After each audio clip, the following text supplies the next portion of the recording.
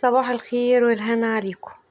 النهاردة هنعمل حاجة حلوة قوي قوي، بس هنعملها من مكون ما يخطرش على بالنا خالص. هنعمل ايس كريم وعصير. زي ما احنا شايفين كده، ده ايس كريم مانجا. بس يا ترى عملناه من ايه؟ من المانجا؟ لا، من قشر المانجا. حقيقي والله من قشر المانجا.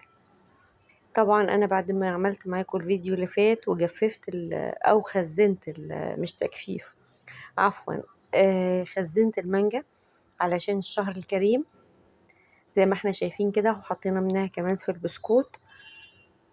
كان حقيقي تحفة قوي.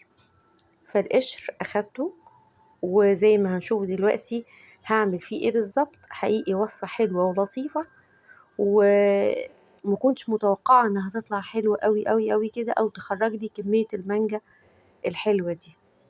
لو عندكم قشر مانجا اوعوا ترموه، استخدموه الاستخدام ده، مش هتندموا عليه ابدا. دي قلب المانجا او البذرة اللي جوه. هرش كده عليها معلقتين سكر حبيبات، وهسيبها حوالي ساعتين. عايزة تسيبيها اكتر يا ريت، عايزة تستخدميها قبل الساعتين برضو هتديكي نتيجة. يبقى اهم حاجة انك ترشي عليها شوية سكر وتسيبيها شوية. الطريقة دي حلوة قوي قوي قوي، وبتخرج لك المانجا مسكرة قوي، يعني ممكن نقول ان سكرها زيادة، وبتخرج كمية حلوة كمان. وده القشر. طبعا انا استخدمته قبل كده، يعني عملت كمية قشر قبل دي، طلعت لي كمية حلوة جدا جدا جدا من المانجا، او من عصير المانجا. استخدمت منها عصير وكمان ايس كريم. الكمية دي بسيطة، حبيت بس اوريكم التجربة بتعمل ايه. دول كانوا قشر 3 كيلو مانجا. انا حطيت لهم كده حوالي نص لتر مية، والمفروض انك تسيبيهم اقل حاجة 3 ساعات 4 في التلاجة. اللهم صل وسلم وبارك على سيدنا محمد. قد ايه الوصفة حلوة قوي قوي، اللي هيجربها مش هيندم خالص. بعد 3 ساعات في التلاجة فضيتهم في شفشق الخلاط وابتديت اضرب. وفي ملاحظة كويسة، كل ما سبتيها في التلاجة القشرة نعمت وما تعبتش سكينة الخلاط، عشان ما حدش الخلاط بتاعه يبوظ ويتضايق. فلازم تسيبيها فترة كويسة كده بعد ما اتضربت كويس، وبعد ما سبتها وقت كويس في المية الساقعة في التلاجة. هتضربيها كده بالراحة بالراحة لغاية ما تتفتفت خالص معاكي كده. وكده بعد كده نزلتها في المصفى، وبسباتيولا كده هبتدي احرك لغاية ما كمية المانجا بتاعتي تنزل. يبقى كل اللي عملته ان قشر 3 كيلو مانجا ضفت له حوالي نص لتر مية، وسبته في التلاجة حوالي 3 ساعات دبل شوية، وبعد كده ضربته في الخلاط بالراحة. زي ما احنا شايفين كده بتنزل مانجا سميكة ما شاء الله، وبتبقى طعمها هايل جدا. عايزة بعد كده تزودي سكر زودي.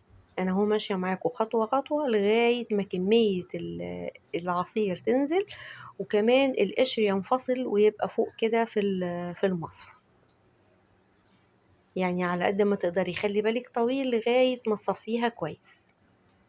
كده خلاص انا كنت صفيتها وخرجت لي الكمية الحلوة دي. اللهم صل وسلم وبارك على سيدنا محمد. وده القشر، كمية القشر اللي خرجت من ال3 كيلو. يعني حقيقي وصفة حلوة قوي قوي. والقشر ده كنا بنرميه وما بنستخدموش خالص، لكن خرجنا منه ايس كريم وعصير. ما كنتش متوقعة بصراحة النتيجة دي. دلوقتي بقى هرجع للبذر بتاع المانجا. البذر ده كان طبعا اكتر من كمية القشر، لان انا كنت عاملة قبليها. فالمهم ان انا دلوقتي بعد ما رشيت عليه السكر هيخرج لي برضو كمية مانجا حلوة قوي. هضيفها على نفس الكمية الأولانية اللي خرجت من القشر، وبعد كده هدخله الفريزر. عايزة ازود سكر هزود على حسب السكر اللي انتي بتفضلي، بس انتي هتاخديها كده بالطريقة دي بالسكينة لغاية ما تخرجي كل حاجة على البذر.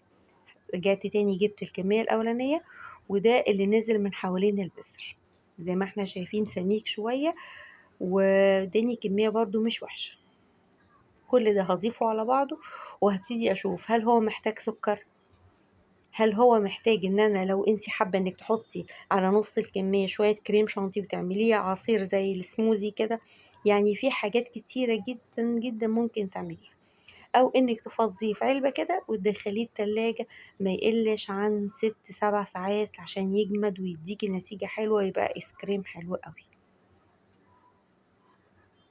لو عايزة تسيبيه سميك اكتر ممكن تضيفي له منجاية بقى، يكون اللحم بتاعها ناشف شوية عشان يبقى سميك اكتر. لكن انا كان مناسب خالص بالنسبة لي، وعملت منه كمية الايس كريم والعصير كده. ده عصير زي ما احنا شفتوا خففته بشوية مية.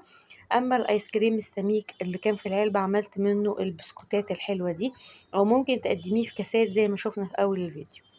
يا رب الوصفة تعجبكم، ويا رب الفكرة تعجبكم وتنفذوها، وما تكونوش طبعا فرزنتوا المانجا من غير ما تستفيدوا بالقشر. لو الفكرة عجبتكم قولولي في التعليقات، وقولولي كمان بتابعوني منين، ولو طبقتوا الفكرة بالفعل يا ريت تقولولي. يا رب تكونوا بخير. يا رب الفكرة تعجبكم وترطب على قلبكم كده، لأنها فكرة هايلة جدا جدا جدا. اللهم صل وسلم وبارك على سيدنا محمد. يا رب دايما تكونوا بخير وصحة وفي أحسن حال. وما تنسوش تشتركوا وتفعلوا الجرس عشان توصل لكم كل وصفاتي.